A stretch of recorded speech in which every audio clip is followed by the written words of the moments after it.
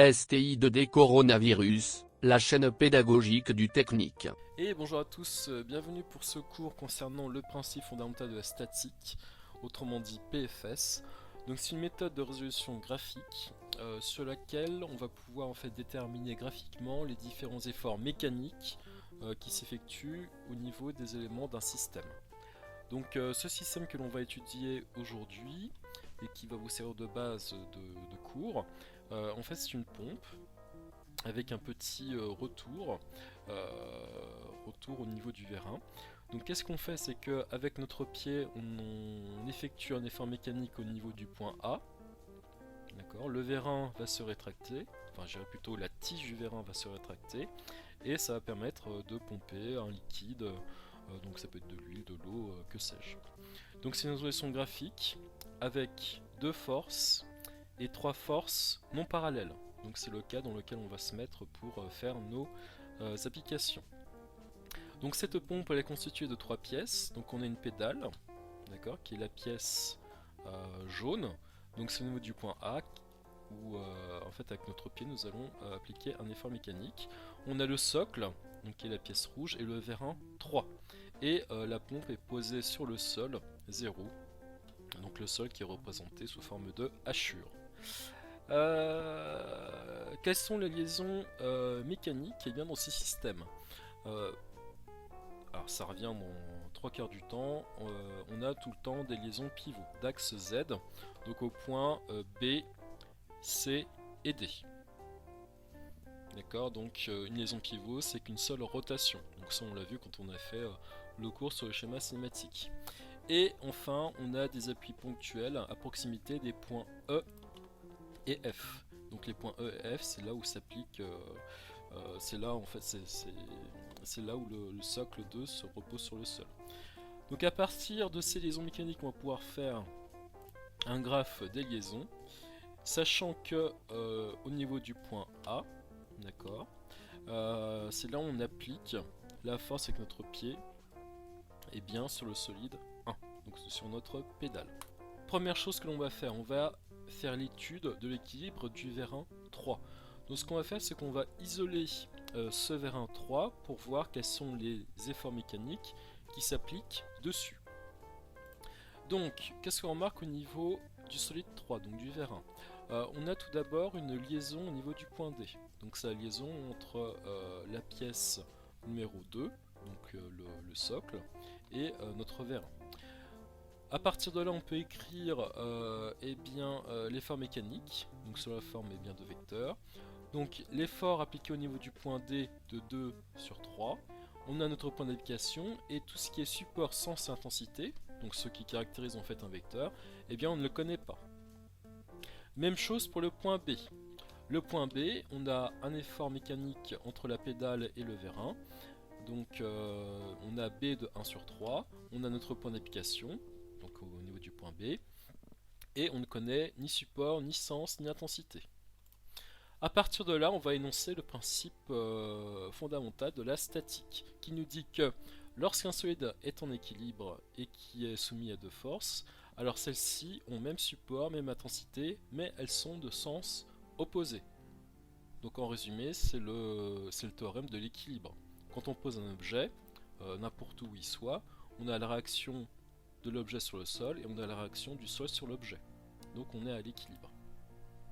Conséquence, le support commun aux deux forces c'est la droite BD. Donc c'est la droite qui est située à ce niveau-là. A partir de là, on ne connaît pas le sens avec certitude de ces vecteurs qui seront forcément sur cette droite support. Donc on va avoir deux cas possibles.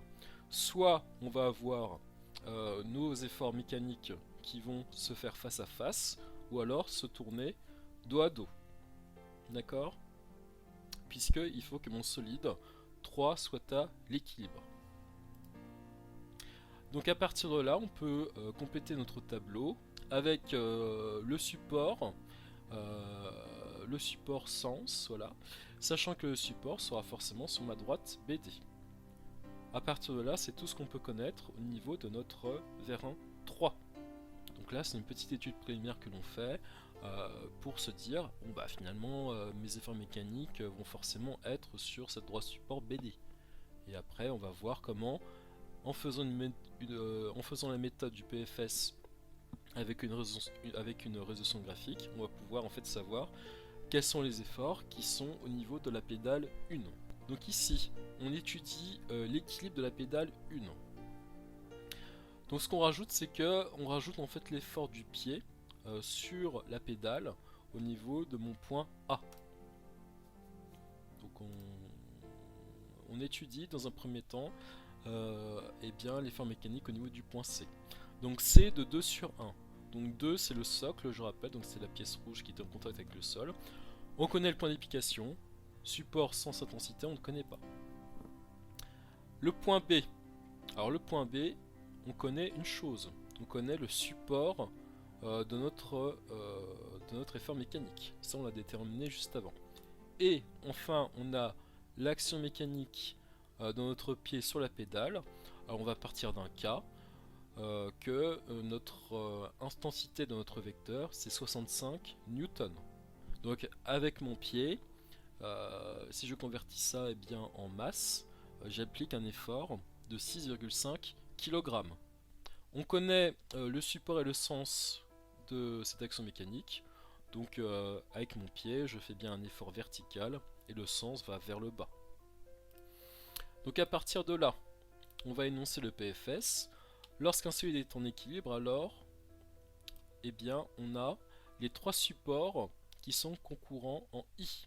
Donc I, ça va être un point d'intersection entre tous les supports des actions mécaniques. On a le support de la droite, qui est la droite BD, qui passe pour le point B, et on va voir quoi? On va voir le support de l'action mécanique que l'on fait avec le pied. Donc on va voir le support au niveau de la force que l'on connaît. Donc forcément, on va avoir un point d'intersection qui sera le point I. Donc c'est l'intersection des supports des actions mécaniques. Là, je n'ai rien fait de compliqué, de dur. Ensuite, comme on nous dit que les trois supports sont concourants en ce point I, à partir de ce point I, je vais pouvoir en fait tracer le support au niveau de l'action mécanique du point C, et je vais tracer tout simplement une droite qui passe par le point C et par le point I. Donc à partir de là, j'ai fait quasiment tout le travail nécessaire pour déterminer ces efforts mécaniques. Donc la droite support passe par CI. Donc on a bien notre point de concurrence en I. La somme vectorielle des forces est nulle. Donc là, qu'est-ce qu'on va faire? Eh bien, les supports, on va les mettre par rapport eh bien, à la seule action mécanique qui est connue. Donc l'action mécanique qui est connue, en fait, c'est l'effort du pied sur la pédale 1. Alors, je vais décaler le support CI au niveau, en fait, eh bien, de la flèche de mon action mécanique connue. D'accord? Donc ce que je vais faire, c'est que je vais prendre ma règle, je vais décaler cette règle en faisant bien attention à ce que ça soit bien parallèle, et je vais mettre eh bien, ce support à ce niveau-là. Ensuite, je fais la même chose pour eh bien, le support BI. Et là, qu'est-ce qu'on remarque? On remarque qu'il y a deux triangles qui se dessinent. Donc un triangle qui est là et un triangle qui est là. D'accord? On nous dit que la somme vectorielle des forces est nulle. Donc à partir de là, je vais pouvoir tracer les forces qui apparaissent dans un de ces deux triangles. Alors j'ai pris ce triangle-là, mais j'aurais très bien pu prendre l'autre. Ça aurait fait la même chose. Ici, on a l'effort mécanique de C de 2 sur 1. Et forcément, l'autre partie du triangle, enfin l'autre côté du triangle, pardon, ça va être l'effort mécanique de 3 sur 1. Et donc à partir de là, j'ai bien ma somme vectorielle qui est nulle. Et donc j'ai bien ce qu'on appelle le triangle des efforts mécaniques qui est égal à 0. D'accord? Parce que mon produit, enfin pas mon produit mais ma somme de vecteurs, c'est bien égal à 0 puisque mes vecteurs se suivent. D'accord? Ils sont confondus entre le point d'application et le sens du vecteur précédent. À partir de là, eh bien, on a bien fait notre étude de l'équilibre du solide et donc on a tout ce qu'il faut pour eh bien, déterminer ces intensités des efforts mécaniques. En général, on donne une échelle. On dit par exemple qu'un centimètre ça fait 10 newtons. On mesure la distance des vecteurs. Si mon vecteur fait 7 cm, et bien j'aurai comme intensité au niveau de B de 3 sur 1. J'avais dit que 1 cm c'est 10 newtons. Donc 7 cm ça sera 70 newtons. Donc l'effort mécanique au niveau du point B de 3 sur 1, ça sera 70 newtons, donc 7 kg de poussée. Voilà pour cette notion sur les efforts mécaniques dans un système, notion qu'il faut maîtriser. Les exercices sont dans la description.